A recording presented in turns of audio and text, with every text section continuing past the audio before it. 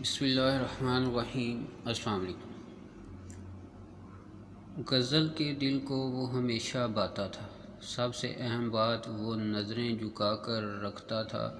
غزل کے جانے کے بعد اس کے باپ کو وہ پورے پیسے واپس کرنے پڑے۔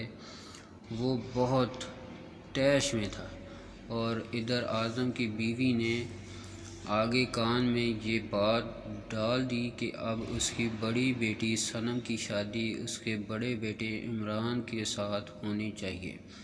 غزل کے باپ کو کوئی اعتراض نہ تھا۔ جب اس نے یہ بات عمران سے کی تو اس نے یہ کہہ کر انکار کر دیا کہ مجھے صنم جیسی لڑکیاں پسند نہیں، جو ہر لڑکے سے فری ہو جاتی ہیں۔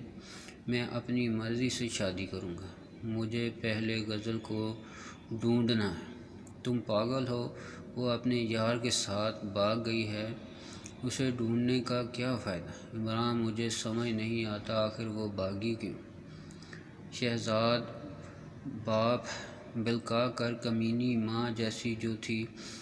ماں کا نام سن کر عمران ہمیشہ کی طرح غصے میں آ گیا اور وہاں سے اٹھ کر چلا گیا۔ رات کو وہ تینوں بھائی کٹھے بیٹھے چائے پی رہے تھے۔ عمران، غزل نے پورے شہر میں ہماری عزت کی دھجیاں اڑا دی۔ شانی بھائی، وہ بھاگی کیوں؟ علی جیسا سارے گھر کا سلوک تھا، اس نے بھاگ کر ہی اچھا کیا۔ بھلا کوئی باپ بیٹی پر ایسے ظلم بھی کر سکتا ہے؟ کبھی کوئی بولا ہم میں سے اس کے حق میں؟ عمران سوچ میں گم ہو گیا۔ میں اس کو ڈھونڈ کر ہی رہوں گا اور وہی قتل کر دوں گا۔ ہماری عزت تو دو کوڑی کی کر دی اس نے۔ عمران یہ کہہ کر چلا گیا۔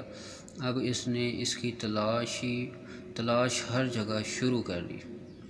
ایک دن اس کے دوست کا ایکسیڈنٹ ہو گیا۔ وہ اس کا جگری دوست تھا۔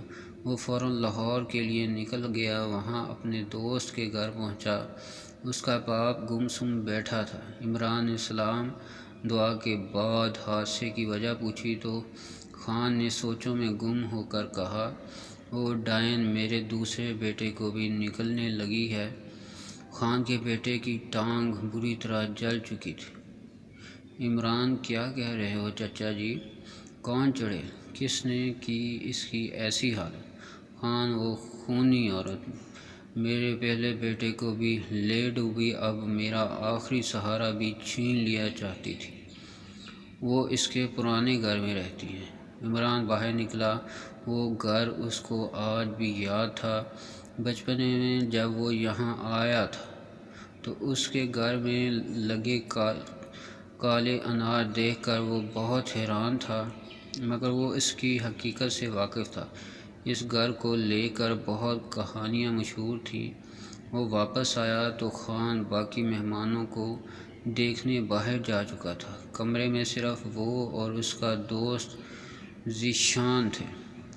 عمران، سچ بتا، کیا ارادے تھے تیرے وہاں جانے کے؟ اب تیرے سے کیا چھپانا؟ وہ وہاں چڑیل نہیں، ایسرا رہتی ہے، بس ایک بار مل جائے۔ عمران، اب شرم کر، اب تیری 3 بہنیں ہیں، یہ بتا یہ ٹانگ اس نے جلائی ہے؟ ذیشان، نہیں، تیرا بھائی گرا تھا اس کے گھر، مگر اچانک کہیں سے آگ نے اپنی لپیٹ میں لے لیا۔ اچھا سن، کیا جو خان نے کہا وہ سچ ہے؟ ہاں تو کچھ ایسا ہی۔ وہ لڑکی بڑے دنوں سے آئی ہوئی ہے یہاں، مگر کبھی باہر نہیں نکلی، نہ کھانے کے لیے نہ ویسے۔ عمران، کیا مطلب؟ واقعی کچھ ہے اس میں؟ ہاں۔